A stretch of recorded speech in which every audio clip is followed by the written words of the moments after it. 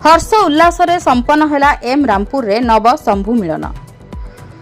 शनिवार दिन आंचलिक कामना दंड सांस्कृतिक परिषद एम रामपुर तरफ सर्वसाधारण सहयोग में नव शंभु मिलन अनुष्ठित हो जाइछि। परिषदर सभापति श्रीजुक्त रुद्र प्रताप सिंह और संपादक श्रीजुक्त प्रकाश चंद्र साहू प्रत्यक्ष तत्वावधान में सकाळ 7 घटिकारु क्रमान्वय 9 गोटी कामना दंड दल को बाट बरण करा सकाळ 9 घंटारू पीठरे शिव और मां काली षोडश उपचार पूजा आरंभ होइतला। आंचलिक कामना दंड सांस्कृतिक परिषद तरफ श्री प्रकाश चंद्र साहू कर्ता थिबा बेले पूजक भावे शूद्र मोहन गिरिरू आगत पंडित श्री विष्णु महापात्र नियोजित थिले।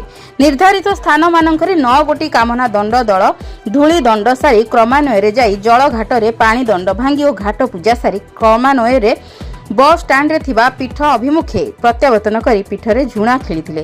पूजार्चना परे परे मिलन पर्व आरंभ होइथिला। उक्त मिलन को अनुष्ठान सभापति श्री रुद्र प्रताप सिंह और संपादक श्री प्रकाश चंद्र साहू, प्रशांत सामंतरा, सत्य साहू, कृष्णचंद्र साहू, हेमंत कुमार साहू शांति श्रृंखलार सहित करैथिले।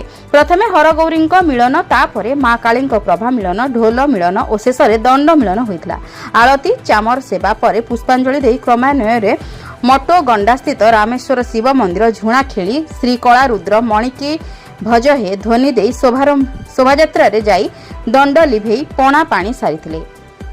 संध्या 6:30 रे संध्या आरती सारी अन्न भोग अर्पण करी प्रसाद सारी 8:45 रे शिव मंदिर रु 4 छकरू अग्नि दंड लगई क्रमान्वय रे मुख्य पीठ अभिमुखे शोभायात्रा रे झुणा खेली पीठ को आसिले। रात्रि पूजा पीठ रे सारी निज निज स्थान को आसी पूजार्चना करी सांस्कृतिक कार्यक्रम आरंभ करथिले।